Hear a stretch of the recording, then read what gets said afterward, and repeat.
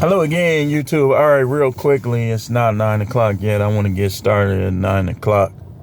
But I want to keep going along the lines of talking about how it is in jail, how it is in prisons. I never been to prison, never even been to jail. You know, me, I did what these guys should do. When the heat is on, do something else, because I ain't want to do no time. I know I would be I would act a fool. No. So I kind of had to take a detour in my life. You know, that little jail stuff. I knew, even not even being there, seeing guys I grew up with in and out of jail, going to prison, this, that, and the other. Like, nah, man, that ain't gonna be me. But obviously, the way it is in these American cities, that a lot of people don't understand, because you got guys that's telling funny stories, you got women that's telling funny stories, and it's quite entertaining. I've watched some of them myself. But let me tell you from the perspective of an officer or former officer, and I'm sure I'll do it again when I move. I ain't doing it here, though. I ain't doing it here. Nothing against the facilities here. I met a lot of cool people in there, but it was also, So, and believe it or not, the subjects weren't the main problem. Here's what happened, kind of on subject, kind of off subject. When you a correctional officer that knows how to play the game, if you will, that knows how to reach people, knows how to get through to people, a lot of times what happens is the other officers be in competition with you instead of working as a team. And y'all already know how that ain't gonna sit well with no leaper like me. So instead of being like, yeah, man, that was clever, that was creative, all that, they were like, I don't think he knew I heard him, but I was joking around with some of the guys on my unit, and another staff was over there sitting down, and I heard him make a negative comment, and I looked at him like, because one thing I can never understand is who would argue and fight at work. It just don't even make sense. I used to try my best not to argue, but I was unsuccessful. Because the worst person to work with in corrections is that dude that don't understand that what got them here is bad, it's not right. The wannabe dude, the wannabe down dude, them be the worst ones. And that's what made, like, the facility I worked at, that's why, to me, it ran better the first time I was there.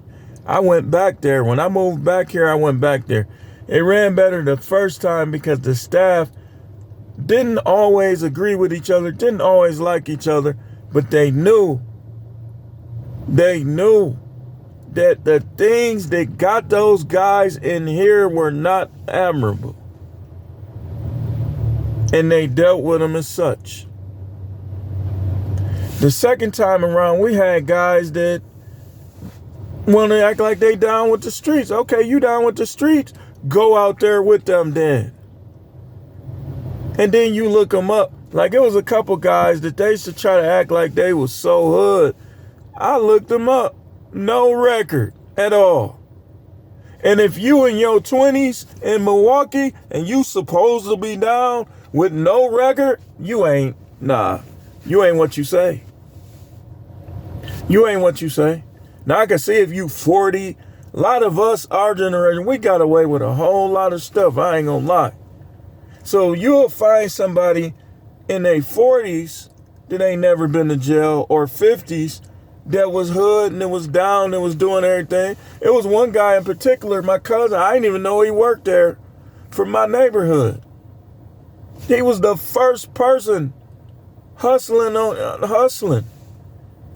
Never went to jail. And now he's working there. I ain't gonna say his name. I'm sure he done told his story. I didn't even know he was working there. I probably even saw him, but it's been so long, you know how it's been 20, 30 years since you see somebody. You could walk past them sometime and not even know it's them. But he's from my hood, lived right across the street. Straight hood, doing everything. Never went to jail. But when I see somebody that's 24, 25 trying to act like that, no, not here. You gonna have a track record. These police, like I kid you not, they was finding dope, they was finding this, finding that, and they wasn't taking people to jail unless they knew whose it was. Now they could take everybody to jail out there. I remember we was all out there, and I knew whose it was because I was with him. We was coming back from the store. I saw him put it there. He used to always put it there. I had this big telephone pole right next to our driveway, just with a bush. The bush was kind of, you could reach in at the bottom because it wasn't all the way to the ground. And he reached in there. Now this was crazy. He had a Carmex. Remember the glass Carmex things? With some of that stuff in there. Just plenty of them. He had them lined up and packed in there. And he set it right against the telephone pole in the bush. The police jumps out on us. That's why they call them the jump out boys. And the police themselves will tell you that they started that on our block, 19th and Hampton. And so they literally, I don't know how they saw it. They saw it in there. They went in there and grabbed it, opened it up like, what's this? He came right to me. What's this? Don't you live here? Yeah, I know. I don't know what that is. That could be anybody. You know how many guys around here? I'm telling you.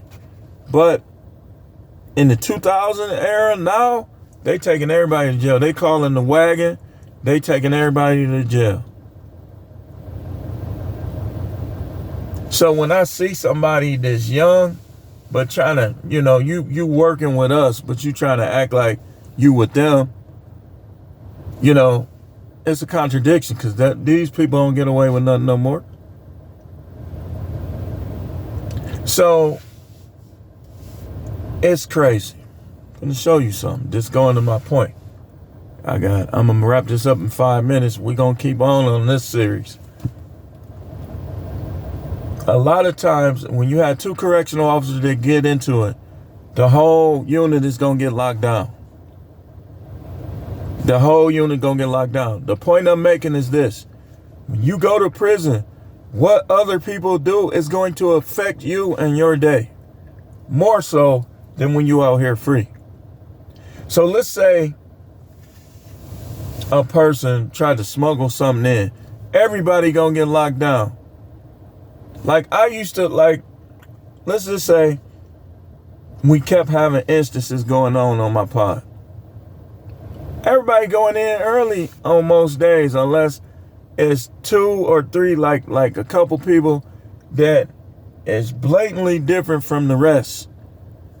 Everybody going in. Bye. Lock in. We used to send them home, send them in early all the time. So you gonna be affected by what other people do. Like if you have a bunch of problems, it's gonna affect everything. It's gonna affect recreation. Like how many times did the whole entire facility get locked down? Plenty. Like one particular time, they was all locked down for like 3 days. Nobody could come out except the shower. Because there was fights all through the building. You're going to be affected by what other people do.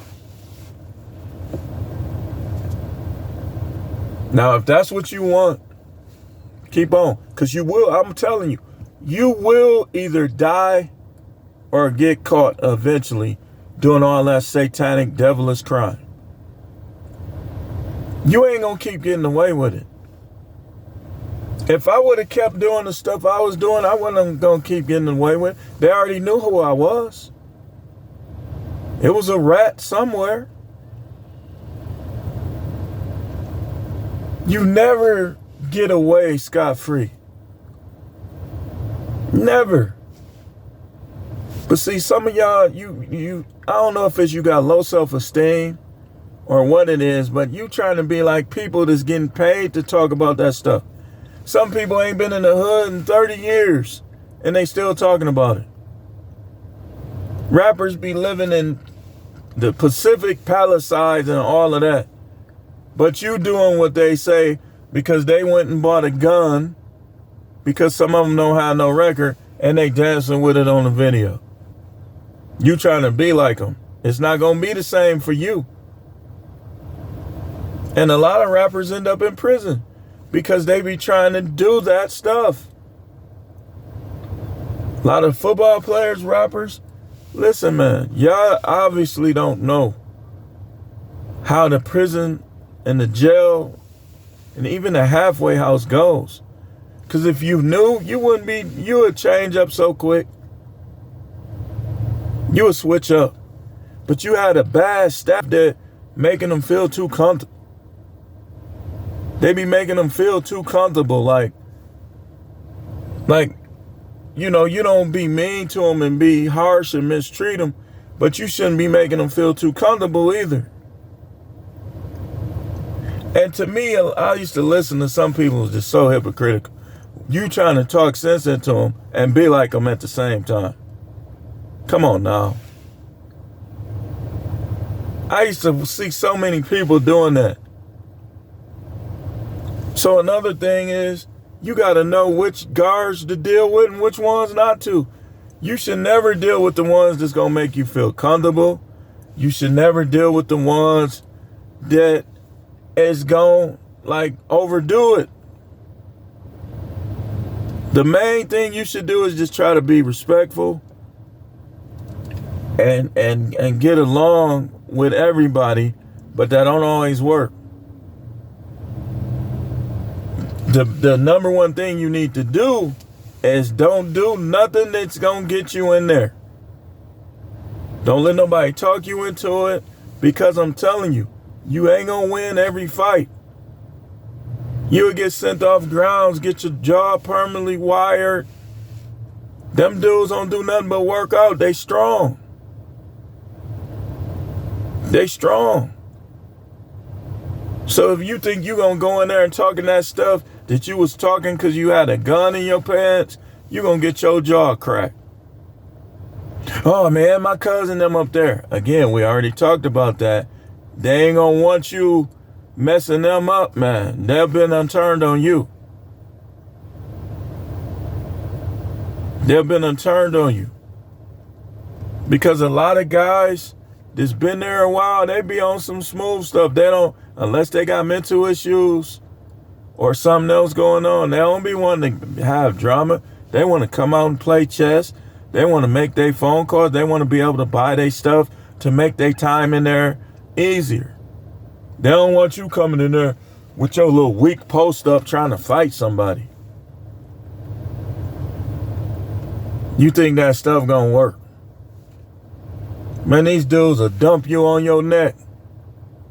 But anyway, we're gonna keep this series going. This is part 3. I'm gonna keep telling y'all because I believe I'm doing a public service. It ain't sweet. Thanks for watching.